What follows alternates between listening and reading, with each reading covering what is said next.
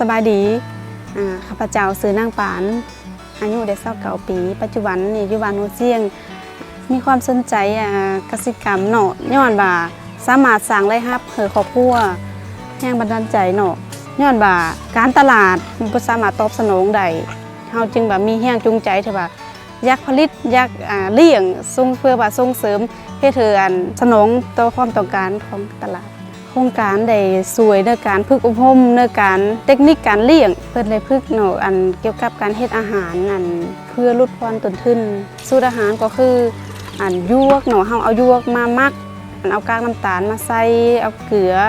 เอาน้ำแล้วก็เฮามักไว้ประมาณ7 มื้อเฮาก็สามารถเอามาเป็นอาหารเสริมเพื่อสัตว์ใดทางโครงการได้สอนเกี่ยวกับทุนเฮามาให้สร้างเป็นเฮือนเกี่ยวกับเลือกพื้นที่เหมาะสม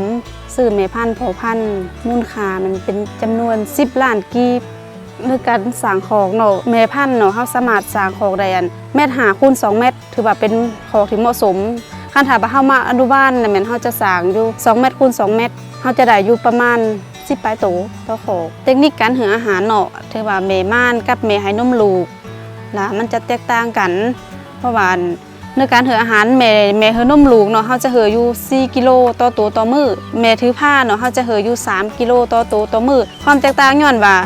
การให้นมลูกแล้วเฮาจะให้หลายกว่าเพราะว่ามันเฮ็ดให้มันผลิตน้ำนมเฮ็ดให้ลูกมันน่ะเนาะได้กินน้ำนมเพื่อตุยพี่ดีงามใช่มั้ยเนาะแล้วก็หมูน้อยเนาะ1 เดือนเฮาแยกแม่มันออกเฮาจะให้อาหาร5 ขีดต่อโตต่อมื้อคันถามมันเยอะเฮาก็จะเพิ่มขึ้นตามขนาดในการเลี้ยงหมูเนาะถือว่าปีนึงเฮาจะได้อยู่2 ชุดต่อปีเพราะว่าระยะการถือผ้าของหมูน่ะเนาะ3 เดือนไปคันถ้าเทียบเซอร์วันมัน100กับ14 วันหลังจากนั้นมันจะอยู่นำแม่พันธุ์มัน1 เดือน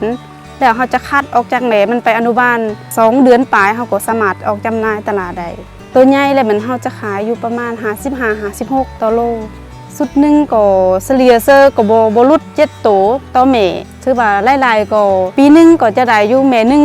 ก็ได้อยู่ประมาณ10 ปลายล้านต่อโตต่อแม่ต่อสุดการเลี้ยงหมูเนาะเฮาจะบ่พบพยาธิย้อนว่าเฮาจะมีการซักยาป้องกันหลังจากเฮามันเกิดออกมาได้3 มื้อเนาะหมูน้อยเนาะเฮาจะซักฐานเหล็กใส่บ่ให้มันคาฐานเหล็กแล้วก็หลังจากนั้นได้10 มื้อเฮาจะซักตื่นอีกครั้งมื้อหลังจาก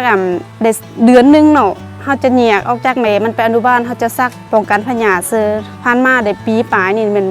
บ่ทันพบพยาธิเถื่อเนาะผ่านมาเนาะข้าพเจ้าได้ผลิตลูกหมูได้อยู่จำนวน3 ชุดถือว่าได้อยู่56 โตแล้วเฮาหักต้นทุนในการเลี้ยงออกน่ะมันได้อยู่40 กว่าล้านถือว่าเป็นกำไรให้ครอบครัวดีขึ้นเฮาก็จะได้ขยายเลี้ยงเป็ดเลี้ยงไก่ตื้มเลี้ยงปลาแล้วก็เฮาก็มาสร้างเฮือนก็ถือว่าให้ครอบครัวก็ถือว่าหลุดพ้นจากความทุกข์ยากตลาดเนาะมีความต้องการอยากได้หมูประมาณ40 โตเนาะเฮาก็มีอยู่ประมาณ10 ปลายโตหรือว่า20 ปลายโตถือว่ามันบ่ทันตอบสนองต่อตลาดเถื่อเฮาก็อยากขอทุนเนาะที่ว่าเฮาจะได้เครื่องเม็ดอาหารหมูเพื่อลดต้นทุนในการเลี้ยงเพราะว่าสินค้าก็มีแต่ขึ้นราคาเพิ่มขึ้นนะเนาะเพราะว่าเฮาก็อยากนำเอาวัตถุดิบมาผลิตเองอยากต้องการ